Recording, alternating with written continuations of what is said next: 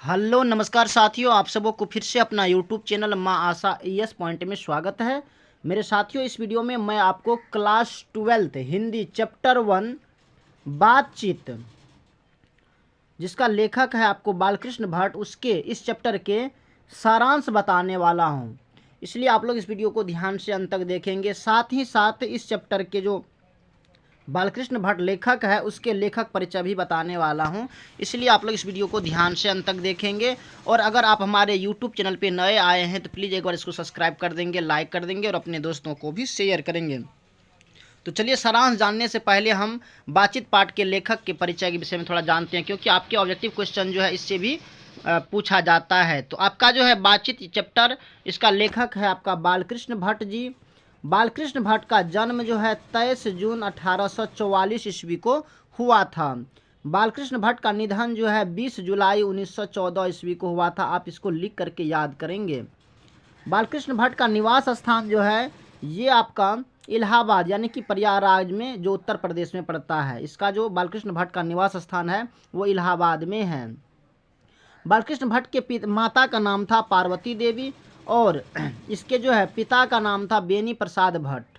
माता का नाम था पार्वती देवी और पिता का नाम था बेनी प्रसाद भट्ट, जो कि एक व्यापारी थे। आपसे कई बार क्वेश्चन पूछा जाता है कि बालकृष्ण भट्ट के पिता क्या पेशे से क्या थे, तो यह एक क्या थे, व्यापारी थे।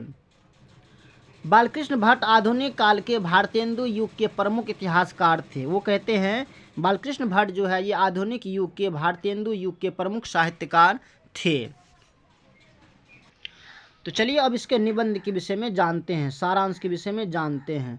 सबसे पहले देखिए, ये बातचीत जो है यह एक निबंध है। ध्यान में रखेंगे, बातचीत क्या है, यह एक निबंध है।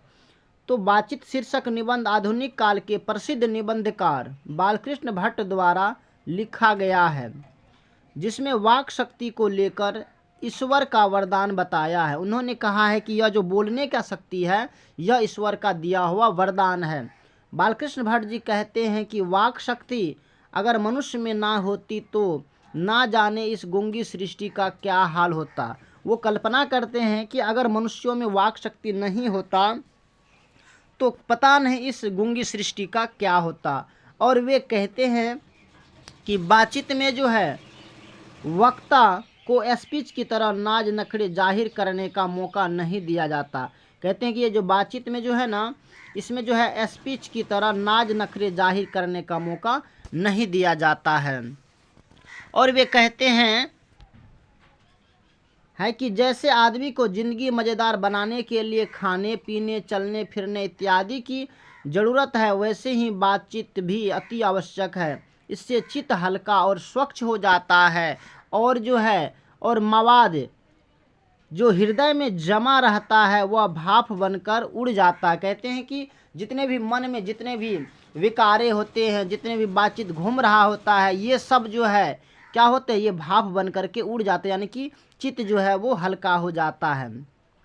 बेन जॉनसन कहते हैं कि बोलने से ही मनुष्य के रूप का साक्षात्कार होता है। बेन जॉनसन वो कहते हैं कि बोलने से क्या होता है, मनुष्य के साक्षात्कार होता है, यानी कि बोलने से व्यक्ति का पता चल जाता है कि ये व्यक्ति किस कैटेगरी का है।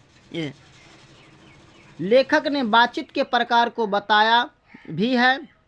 लेखक यानी कि बालकृष्ण भट्ट जी ने बातचीत के प्रकार को भी बताया है। एडिसन मानते हैं कि असल बातचीत सिर्फ दो व्यक्तियों में हो सकती है। एडिसन का कहना है कि असल जो बातचीत है, जो ओरिजिनल बातचीत है, वो जो है सिर्फ दो व्यक्तियों में हो सकती है। अर्थात जब दो होते हैं तभी अपना दिल एक दूसरे के सामने खोलकर बातें करते हैं। लेखक के अनुसार तीन लोगों के बीच की बातचीत केवल फॉर्मेलिटी होती है। कहते हैं कि तीन व्यक्ति जहाँ रहते हैं वहाँ जो बातचीत होता है, समझिए वो जो है एक फॉर्मेलिटी ही निभा रहे हैं।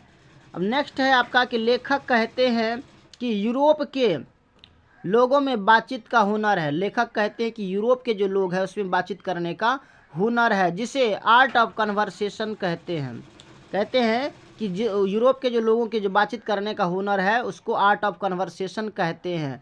इनके प्रसंग को सुन के कान को अत्यंत सुख मिलता है, इसे सहृद गोष्ठी भी कहते हैं। अंततः बालकृष्ण भट्ट कहते हैं कि हमें अपने अंदर ऐसी शक्ति पैदा करनी चाहिए जिससे हम अपनी आप बातचीत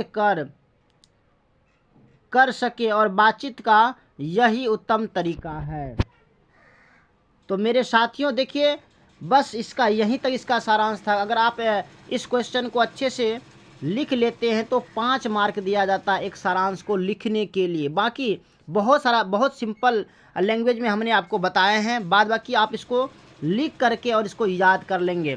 बाकी अगर आपको ये वीडियो पसंद आया होगा तो प्लीज़ आप हमारे यूट्यूब चैनल को भी सब्सक्राइब कर देंगे, लाइक कर देंगे, ताकि ऐसे ऐसे वीडियो आप तक पहुंचते रहे। बाकी thanks very much, all the best. फिर मिलते हैं आगे की वीडियो में, तब तक के लिए जय हिंद।